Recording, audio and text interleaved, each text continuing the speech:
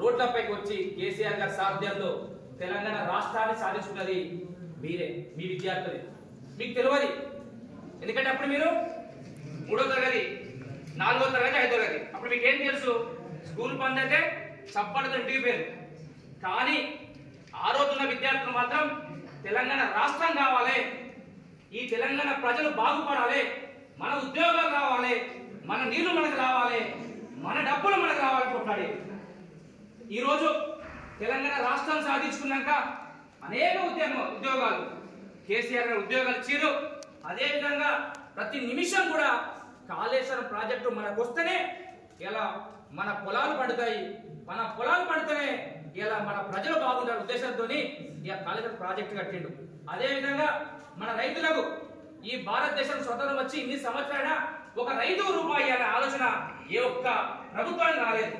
కానీ మన కేసీఆర్ గారు వచ్చినాకనే 5,000 ఇలా రైతు బంధు 10,000 అని ఇచ్చి ఇలా రైతులకు ఒక వాళ్ళకి ధైర్యం కలిగించిండు. అదేవిధంగా 24 గంటలు, మీకు తెలుసో లేదో, ఆనాడు వైఎస్ రాజశేఖర రెడ్డి అంతకుముందు కానీ రాత్రి 10 గంటలకు కరెంట్ వస్తే పొద్దున్న 4 గంటల వరకు మనం కరెంటుకు పోతే పాము కాట్లతో తేలి కట్టుకొని చనిపోయిన మన రైతులు.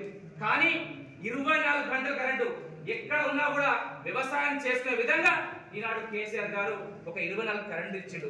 అదే విధంగా మీకు తెలుసో లేదో, మన సొంత దగ్గర వాళ్ళకైనా మహా అయితే 5,000 రూపాయలు కట్నం ఇస్తాం. కానీ అలా కేసీఆర్ గారు వచ్చినాకనే 50,000 లక్షల రూపాయలు కళ్యాణ లక్ష్యం తీసుకొచ్చిండు. అంటే మన ప్రజలకు ఏం కావాలి, మన రైతులకు ఏం కావాలి, మన ఆడబిడ్డలకు ఏం కావాలి, అదేవిధంగా దళిత బంధు, బీసీలకు బీసీ బంధు అనేక కార్యక్రమాలు తీసుకొస్తే మనకేం చేసారు?